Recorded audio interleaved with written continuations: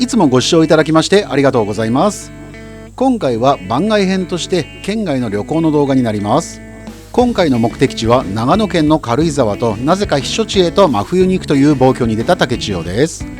あと今回の旅行は万が一雪が降ったらまずいなと思い、一応スタッドレスタイヤをレンタルして出発しました。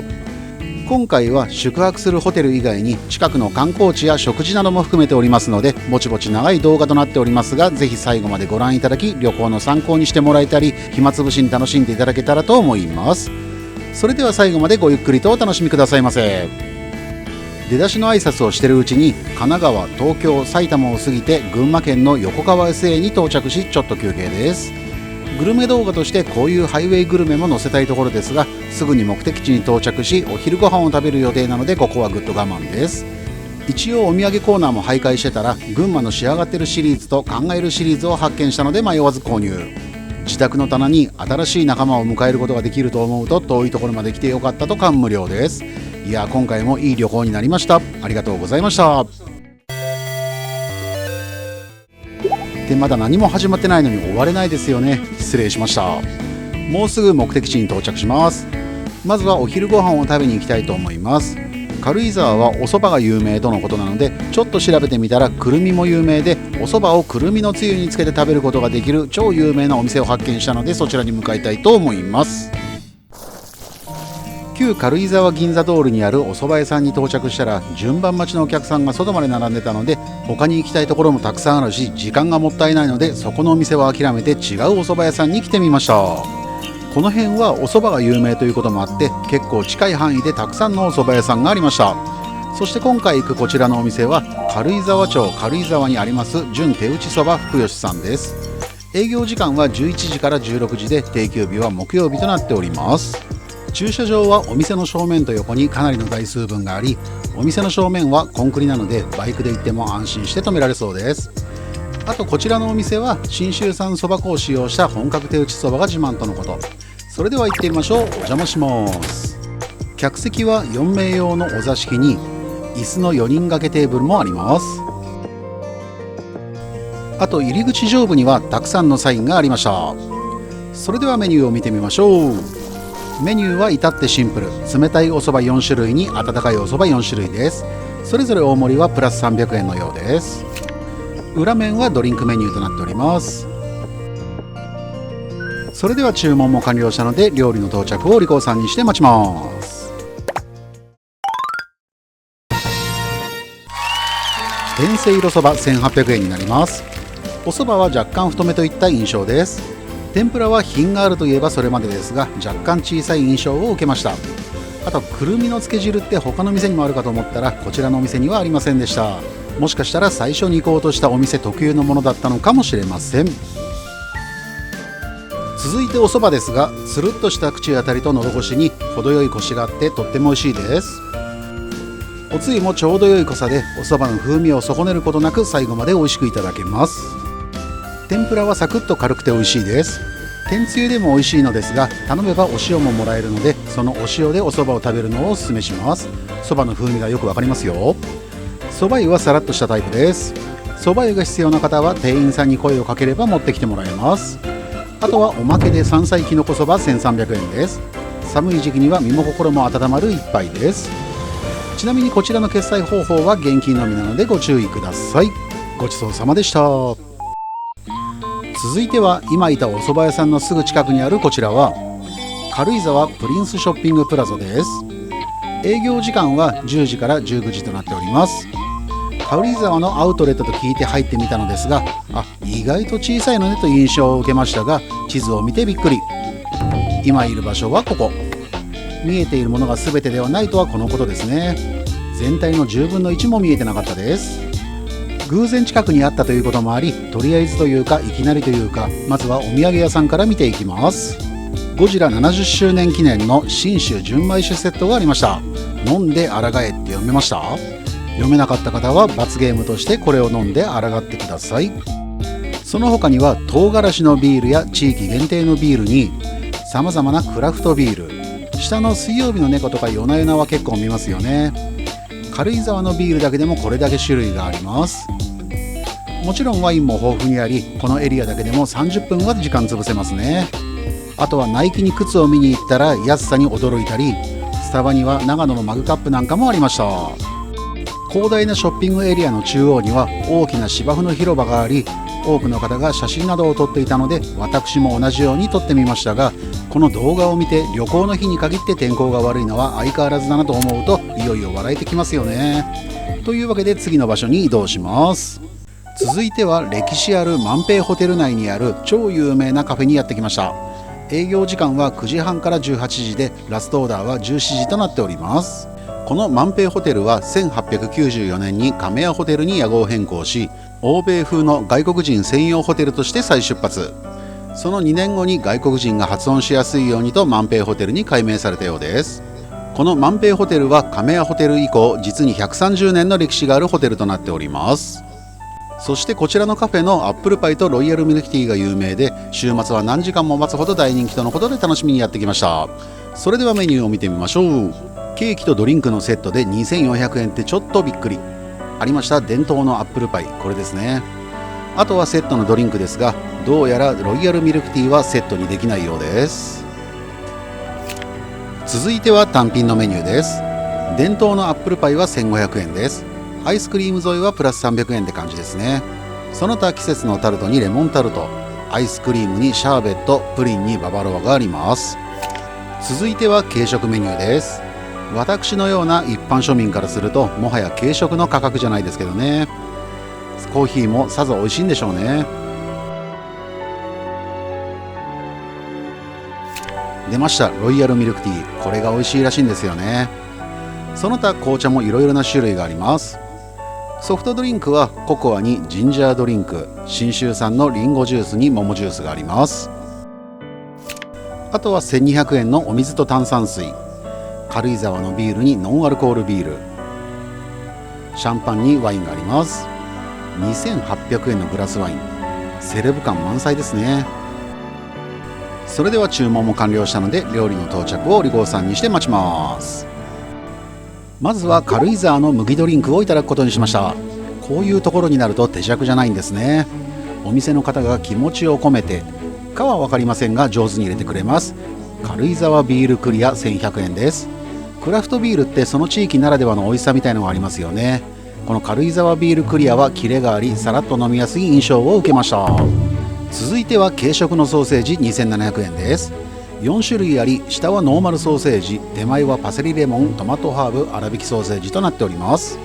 それぞれ食感味と違うため、飽きることなく最後まで美味しくいただけます。あと意外とボリュームがありました。ようやくメインの登場です。ロイヤルミルクティー1300円に伝統のアップルパイ1500円です。このアップルパイは万平ホテル代表する味として伝統のレシピを継承するアップルパイとのこと。そう言われるとより深みのある美味しさに感じます。ロイヤルミルクティーも50年前から変わらぬ味を守り続けているとのこと。続いてはクラシックカスタードプリン1100円です。昔ながらの固めのプリンが好きな方におすすめ。優しい甘さがとても美味しかったですよ。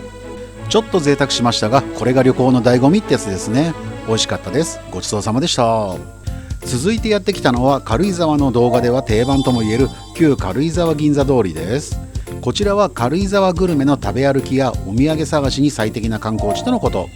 道を挟んで両サイドにいろいろなお店があるので、チョイスは幅広く何度行っても楽しめるとのことでしたが、夏しか営業してない店があったり、有名なモカソフトなんかも食べようと思ってましたが、この日の夕方前の外気温が1度とかだったため、あまりの寒さに食べる気が完全に消え去ってしまいました。この通りのもっと下の方には食べ歩きしたら楽しそうなおしゃれなお店がたくさんありましたが、ホテルでの夕食もあるので、ここではちょっとしたお土産を購入し、本日泊まるホテルへと向かいたいと思います。ホテルに着く頃にはすっかり暗くなっちゃいました。やはり冬は日が暮れるのも早いので、夕方過ぎには真っ暗です。それにしてもすごい寒さです。外気温マイナスなんじゃないかっていうぐらい寒いです。早く荷物を運び入れたいと思います。そして今回宿泊するホテルはこちら、ホテルサイプレス軽井沢さんです。チェックインは15時からで、チェックアウトは10時となっております。こちらは客室の種類も豊富でリピーターの多いホテルとのこと。それでは行ってみましょう。お世話になります。まずはチェックインを済ませますが、来るのが遅いことでデメリットが一つありました。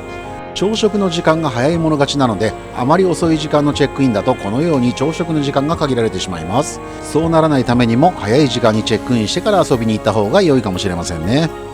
そしてロビーから見るホテル内の様子はこんな感じになっております。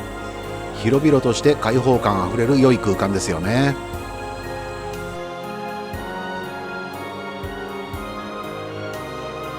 また今回は12月半ばの旅行だったためクリスマス感満載となっております。あと受付の際に説明を受けたのですが、夕食はこのロビーからちょっと下に降りたこの場所でお食事をいただくようです。それではお部屋の方に行ってみましょう。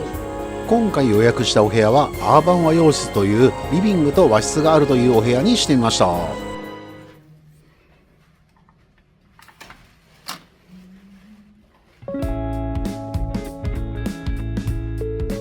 ちょっとしたマンションの一室のような雰囲気のお部屋ですね。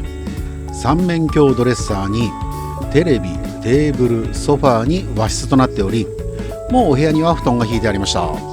ちなみに3名以上の宿泊の場合はこのリビングの方にソファーベッドが用意されるようです。あまり特別感はありませんが、自宅でくつろぐぐらいな感覚であればゆっくりと過ごせそうですね。外の景色を見てみます。目の前に駐車場が見えます。こちらのお部屋は正面入り口真上の部分となっており、特別変わった景色という感じではありませんね。布団の上には部屋着が用意されています。食事の際は部屋着禁止ということなので、就寝前に着替えたいと思います。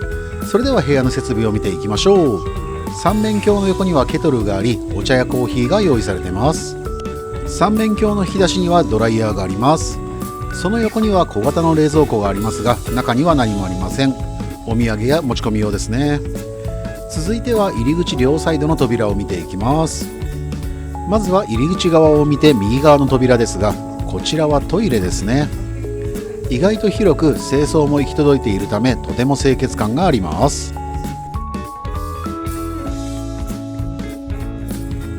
続いて左側の扉ですが、こちらは洗面所とお風呂になります。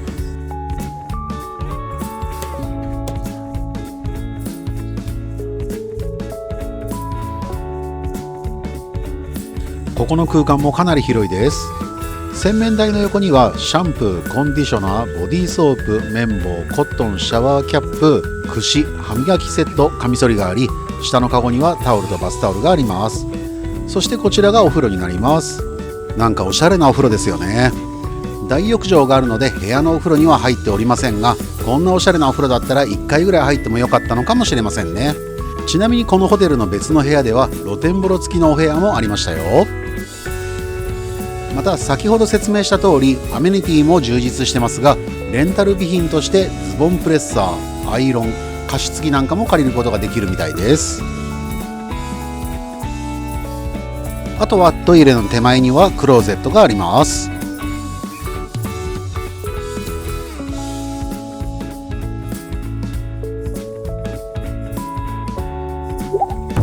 部屋飲み用に軽井沢のクラフトビールに日本酒、その他ちょっとしたおつまみやデザート、カップ麺を購入してきました。フライングして1本飲んじゃってますが、そこはご愛嬌。ホテル内を見に行く前にちょっと休憩します。軽井沢のいろいろなクラフトビールを飲んだ結果、個人的に美味しかったのはこの赤いマンモスの絵のクラフトザウルスっていうビールが柑橘系の香りがして美味しかったです。これどこかのスーパーで売ってるの見た気がするんですよね。伊東市か神南のフードストア青木だったかな、ちょっと忘れちゃいましたが、もしどこかのスーパーで見かけることがあったらぜひ飲んでみてください。意外な美味しさにびっくりしますよ。ホテル内を見に行く前にホテルの説明を見ておきます。地下1階が完全予約制の朝食ビュッフェで、利用時は部屋着、サンダル禁止とのこと。受付の際に予約したやつですね。7時か9時の2択で7時に予約しました。同じ地下1階に大浴場があります。あと1階にはお土産ショップがあり、信州産のお土産やホテルオリジナル商品など多彩に取り揃えているとのこと。というわけでホテル内を早速見に行ってみたいと思います。ちなみにこのホテルは1階から3階までいろいろな種類の客室があり、地下には先ほど説明した大浴場の他に宴会場やコインランドリーもあるようです。とりあえず1階に降りてみました。ラウンジの横の扉から外に出ることができます。こちらはガーデンテラスですね。軽井沢の森をイメージしたガーデンテラスのようです。休憩や団らんはもちろん、天気の良い日は爽やかな軽井沢の空気を感じながら自然の中でティータイムを楽しむことができるようです。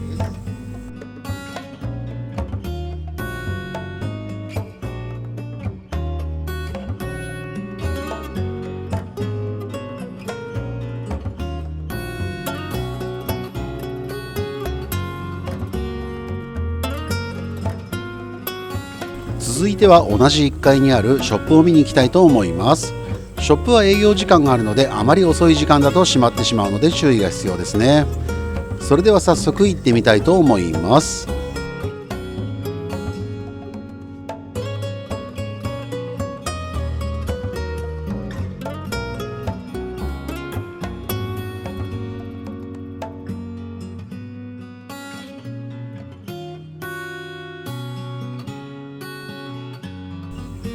このショップには全国第4位という広大な土地を誇る長野県から美味しいものや面白いものを探して置いてあるとのことです。他でお土産を買わなくてもこのショップ内で十分事足りちゃうかもしれませんね。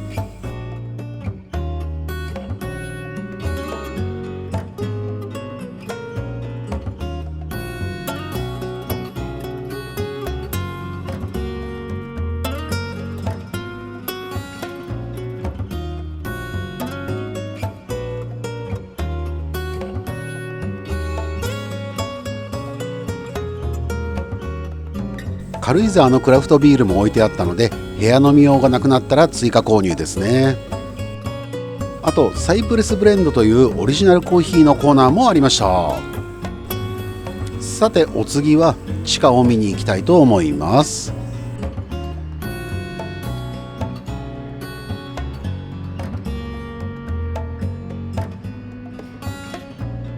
階段を降りたところの正面には朝食ビュッフェのフロアがあります。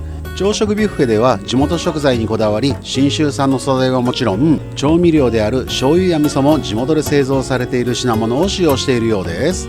楽しみですね。そして通路の突き当たりが大浴場となっております。大浴場の手前のところに自販機やコインランドリーのコーナーがありました。入るとまず製氷機があります。続いてジュースの自販機に洗濯機と乾燥機があり、後ろ側には電子レンジが2台とお酒の自販機にジュースの自販機があります。続いては大浴場です。夕食前にお風呂に入っちゃいたいと思います。お風呂場の洗面台には櫛、綿棒、ドライヤーがありました。お風呂場は撮影できないのでホームページより引用させていただきます。室内の大浴場にゆっくり浸かり、日頃の疲れを癒した後は外湯でも冷たい空気と温かいお湯を堪能し、最後にちょこっとだけサウナにも入って整えてみました。大浴場でさっぱりした後はお楽しみの夕食です。夕食は開放感あるラウンジでいただきます。ディナータイムは生演奏を聴きながら食事がいただけるとのことで楽しみにやってきました。それでは少々のお時間、生演奏をお楽しみくださいませ。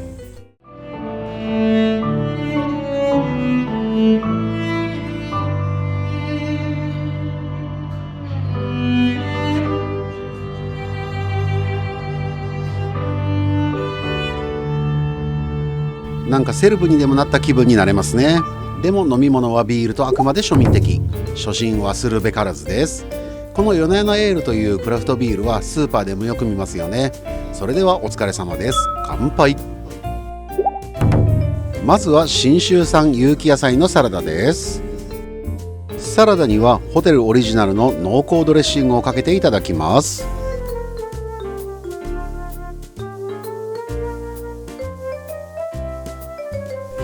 この濃厚ドレッシングすごい美味しかったんですよね。ショップに売ってるのであれば買ってきてもよかったと今更後悔しました。ドレッシングも美味しいのですが、やはり鮮度抜群のサラダがより美味しくさせるんでしょうね。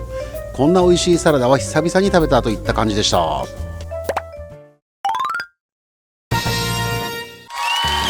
メインディッシュはオマールエビのグリルと国産牛のサーロインに鮮魚のポワレです。一つのお皿にメインが3つも乗って贅沢ここに極まれりな一品です。そしてセットとして和食セットか洋食セットが選べたため和食セットをお願いしてみました。和食セットにはお味噌汁とお漬物、ご飯がつきます。食材はもちろん彩りも良く生演奏を聴きながら贅沢なひとときを堪能できます。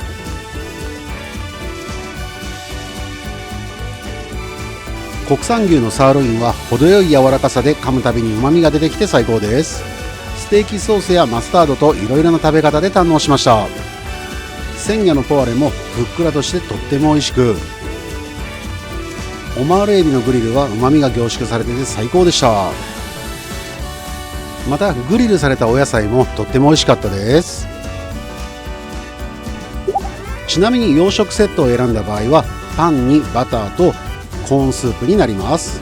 そして生演奏に関しても結構長い時間やってました。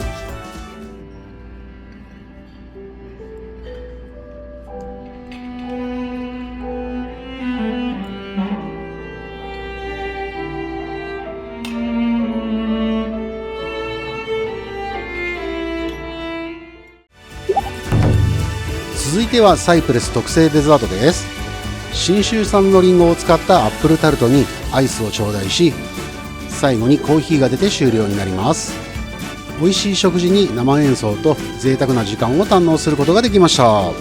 この後は部屋へ直帰し2次会です。信州産の味噌チーズをつまみに軽井沢の日本酒で一杯やったら眠りにつきたいと思います。おやすみなさい。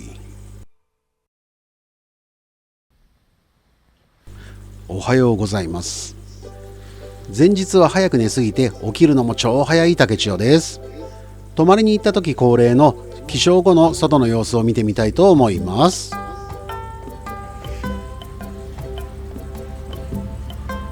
時間が早すぎて何も見えません。何も見えませんが超寒いのだけはわかります。もう少し明るくなったら再度外の景色を見てみたいと思います。そして朝食の時間を7時にしたもののまだかなり時間があるので今のうちに朝風呂に行ってきたいと思います。お風呂でさっぱりして時間も経過し明るくなったので再度外を見てみます。実は先ほど見間違いかなと思ったのですが間違いではなく実際に雪景色でした。どうやら夜中のうちに雪が降ったみたいです。そりゃ寒いわけです。普段雪を見ることがない環境に住んでいる私にとって雪景色はかなりテンションが上がります。この景色が見れただけでも旅行に来てよかったと思えるくらいです。とっても安上がりな竹千代です。寒いことをすっかり忘れ雪景色に感動しているうちに朝食の時間が近づいてきたので地下の朝食会場に向かいたいと思います。受付のスタッフさんに部屋番号をお伝えしテーブルに案内してもらいました。食事中はこのカードをテーブルに置き食べ終わったらカードを裏返して出ていけばよいようです。それでは早速こちらの朝食ビュッフェを見に行ってみましょう。まずはサラダにもも肉、ローストビーフ、6種類のサラダにドレッシング、軽井沢ロースハムにピクルス、スモークサーモン、チーズ、オリーブオイルにトマトソース、信州の温野菜、ジャーマンポテト、煮込みハンバーグ、ソーセージ、ベーコン、それにスクランブルエッグです。続いてパンケーキにシロップやバター、サンドウィッチにバケット、パン、信州ポトフにお味噌汁、おかゆにいろいろな付け合わせ、ゴロゴロ野菜の黒カレーに長野県産コシヒカリ、もずくに温泉卵、里芋と人参の炊き合わせ、酒粕漬けにアジの醤油漬けに納豆、信州おやきの粒あんと野沢菜、湯豆腐に大量のご飯のお供、酢飯にお刺身、明太子にだし巻き卵に釜揚げしらす、フレークやシリアルにフルーツやヨーグルト。続いてドリンクのトマトジュースに牛乳、リンゴジュースにオレンジジュース、お水にマミー、その他紅茶やお茶、コーヒーなどがあります。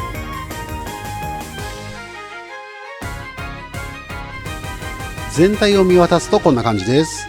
すごい種類ですよね。それにしても早い時間に一番乗りしてよかったです。じゃなかったらこんなにゆっくり料理を取ることできなかったですからね。というわけで竹千代朝食スペシャルです。野郎が好き放題料理を取るとなぜか茶色系が増えるから不思議です。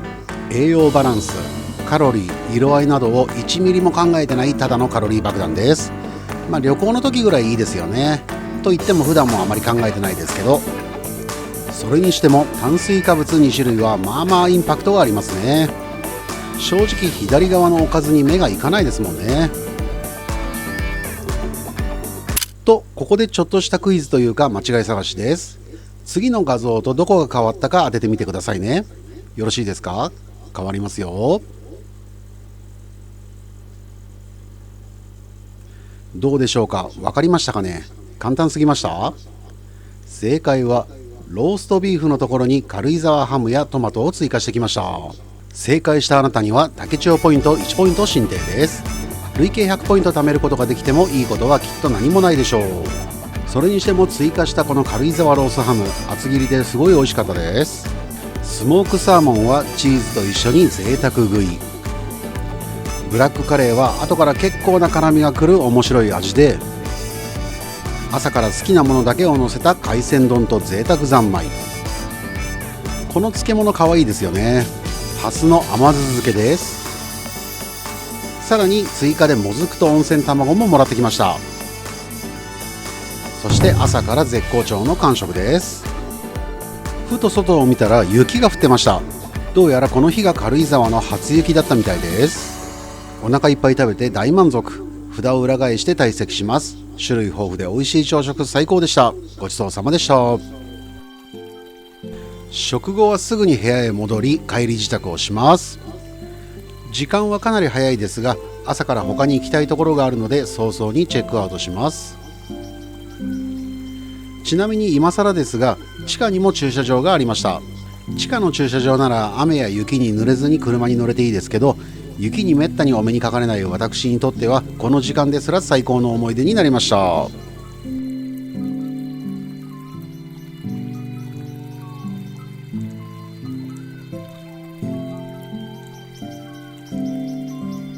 今回宿泊したサイプレス軽井沢さんはお部屋も綺麗で雰囲気も良く、夕食朝食ともに大満足でした。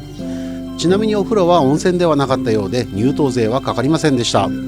宿泊料金は金曜日で1名約2万2000円でした。お世話になりました。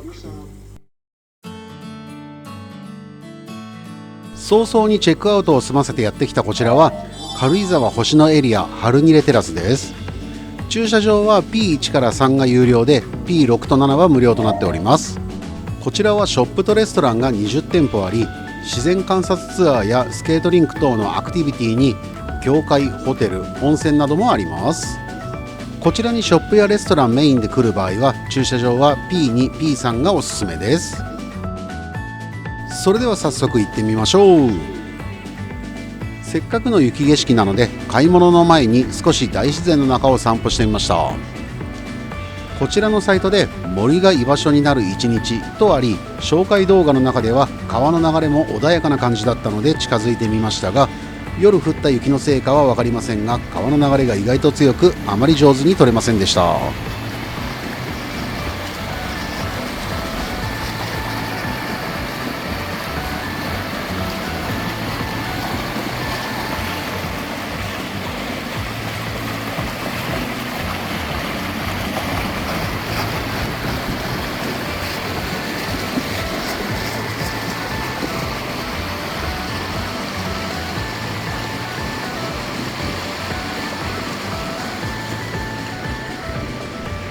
というわけで次はお店の方を見に行きたいと思います。先ほど説明した駐車場2と駐車場3の間にたくさんのお店があり、こちらには早朝から多くのお客さんが来ています。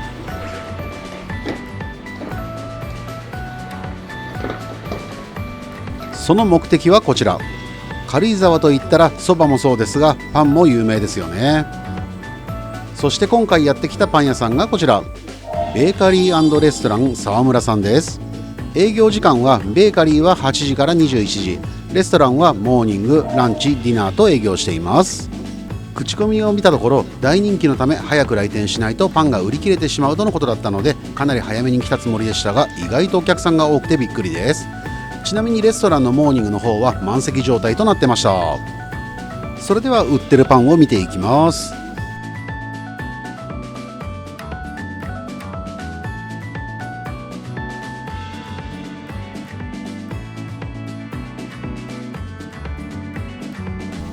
種類豊富で悩んじゃいますね。カウンターではパンと一緒にドリンクも注文できます。いろいろと悩みすぎて結局クロワッサンなどごく普通のパンを何個か購入。シンプルイズベスト。とっても美味しかったです。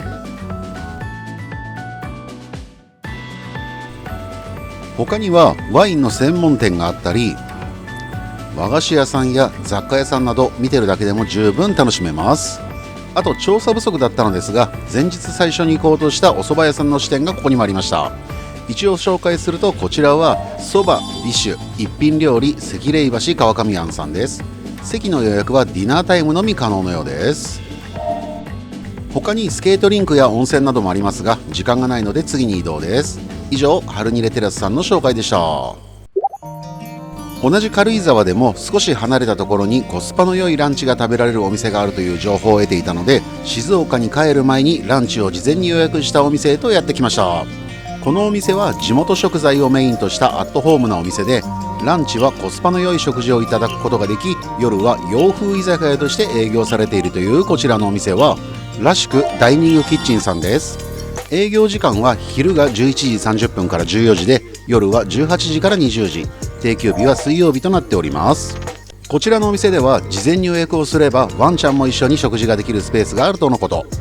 前日のアウトレットや先ほどのハルニレテラスにしても、軽井沢はワンちゃんと一緒にお出かけしている方がかなりいたので需要が多いんでしょうね。それでは行ってみましょう。お邪魔します。今気づきました？入り口横にこの札があり、予約してなかったら入れないところでした。やはり旅行の際は予約必須ですね。で、店内の様子はこんな感じ。確かにアットホームな良い雰囲気ですね。暖炉ってなんかいいですよね。やはり寒い地域には必須なんですかね。もうちょっと店内の様子を見ていきます。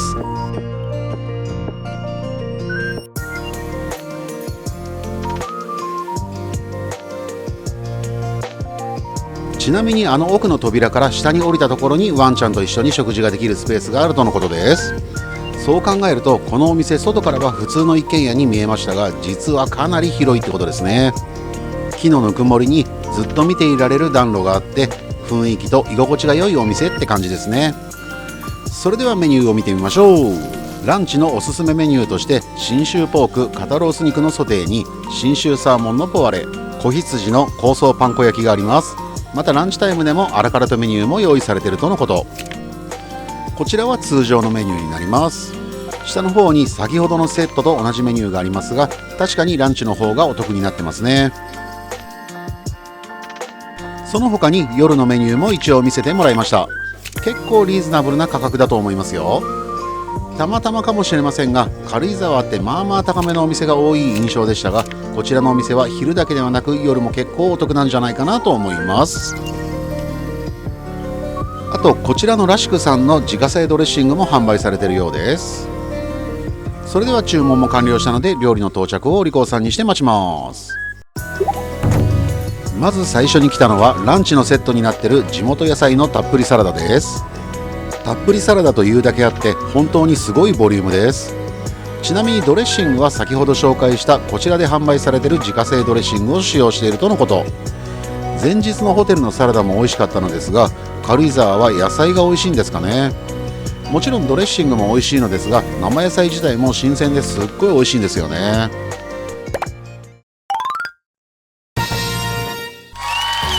信州産ポーク肩ロース肉のソテー1760円です。夜のメニューにはパンまたはライス付きとだけ書いてあったので、ランチは200円安いだけではなく、あの大盛りサラダがつくことを考えるとかなりお得ですよね。そしてメインの信州産ポークですが、箸で持っただけで柔らかさが分かります。その柔らかく脂も旨味もたっぷりのお肉に玉ねぎ、ピーマン、パプリカで作られたブラジル定番のビネグレットソースとの相性が抜群で本当に美味しいです。また生野菜だけではなくグリル野菜も最高でした。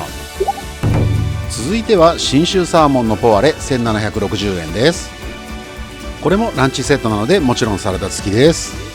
見た目も美しい一皿ですよね。こちらはパンのセットにしてみました。ちなみにこのお料理はアンチョビ、ツナ、オリーブのソースとライムの効いた信州味噌と一緒に食べてくださいとのこと。そのソースがグリル野菜との相性がとてもよく本当に美味しいです。もちろんサーモンもふっくらジューシーで最高でした。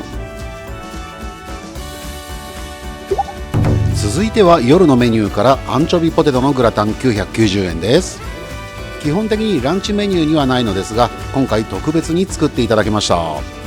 アンチョビがしっかり効いてて味も濃いめで美味しく、夜の洋風居酒屋に飲みに来るなら最高のおつまみになりそうです。他にも夜のおつまみ系には魅力的な料理が多いので、もし軽井沢に旅行に行くことがあれば夜飲みに行くお店の候補の一つとして検討されてみてはいかがでしょうか。またドレッシングの他に変わったジャムなんかも売られてました。せっかくなので美味しかったドレッシング2種類とほおずきのジャムをお土産に購入。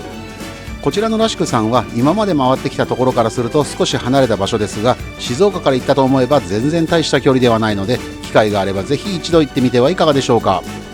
大量サラダに信州ポーク、信州サーモン、グラタンととっても美味しかったです。ごちそうさまでした。くるみたれのそばがどうしても食べたくて、帰る前に軽井沢のスーパーでこれを購入しましたが、やはり機会があれば一度お店で食べてみたいですね。あと帰り道に長野と群馬の境目の山で路面凍結の場所がありました。